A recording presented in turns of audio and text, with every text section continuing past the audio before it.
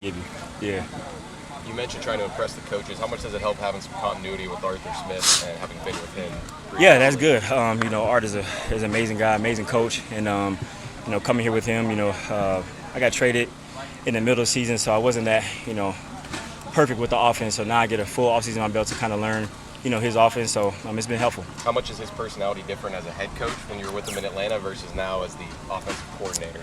I think it's kind of the same. I think he still has that, personality. Just get going. He wants, he just wants everything to be perfect. You know what I'm saying? And he just wants, the guys to work hard. And I think he had that mentality in the A, and he brought it here to Pittsburgh. Being a coach's kid, have you found that it's easier for you to impress coaches? You kind of know what they like, what they want to see, how to talk to them. I mean, every coach is different. Every coach is different. Every coach has their own style. So, I think I just try to come in and be a pro. Be the best I can be, and let the results take care of themselves. Is there something to the bones? Is that something you? Oh no, this is a Super Bowl gift. We won the Super Bowl, so I just went and got it for myself. So that's kind of how it was. So it's nothing, no meaning to it. I just liked it, and that's pretty much it. Question.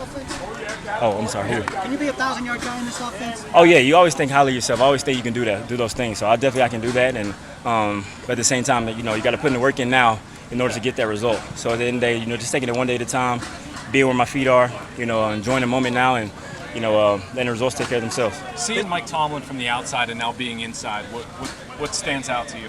Just an awesome coach, an awesome human being, someone that takes pride in coaching and loves the game of football. You want that as a football coach, and like I said, being on the outside, and now seeing the inside is totally different. I didn't know that didn't have a losing season until he came here. So that just a testament to the work that he's put in and how great of a coach he is. I think if you ask people, fans on the outside, they say the biggest question mark or hole in this team is number 2 receiver. You think you'd be that guy? You and George be the kind of starting outside receivers? Yeah, I mean, I obviously have a lot of confidence in myself. Obviously think, I can do those things. But like I said, at the end of the day, I got to put in the work, to get that opportunity to earn that. Nothing is given. Nothing's going to be handed to me. So at the end of the day, I got to work for that, that spot. And, I'm comfortable doing that. There were at least 3, Scotty and Quez and you and at least 3 veteran free agents that came here, all kind of, been around a little bit, but looking for an opportunity to show flashes. You guys have a kind of a, I mean, you were with Scotty last year. Or yeah. Not with Scotty. Yeah, Scotty. Yeah. Yeah, I mean, I think, I think the whole group is just coming around each other and they're just bonding together, especially with Coach Azani. We're just taking pride in just working out together and coming out here competing together. We all know what we're fighting for. We all know that we're competing against one another. But at the end of the day, it's all about coming out here and having fun and, putting your best foot forward to, like I said, to earn the trust of the quarterbacks, earn the trust of the coaches, and, obviously get out on the field.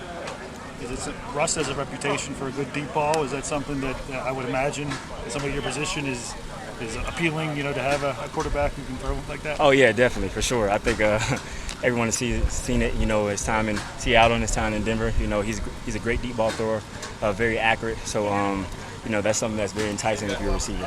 Both Russ and Justin have a history of being guys that extend plays, will hold on the ball for a while. What does that do as a receiver, and can you really replicate that process without a live rush, or do you need somebody actually, like the quarterback, kind of actually be running for his life to get the full experience there?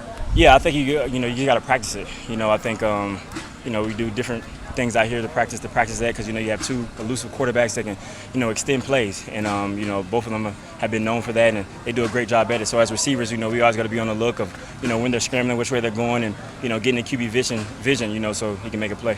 You mentioned being a pro earlier. As part of that, can you help a younger guy like George Pickens, who lost a couple of vets from his room this offseason? Can you kind of help a young guy like that develop and show him the ropes going into year 3? Yeah, I mean, George has a lot of talent. He's an unbelievable receiver, watching him from afar. And especially when I was at Florida, playing against him, he's just an unbelievable talent. So he has all the tools to be the great receiver that we know he can be. And, like I said, I know that, he has some vets here, and Allen Robinson and Deontay Johnson to, kind of raise him. So, I'm just going to try to do my part to, make sure, he reaches his full potential, because I know he can. And, he can be a 1,500-yard guy or 1,800-yard guy. He has that capability. So I'm just trying to do my part in making him better. And, I know he's going to come out here and do well, when it's time.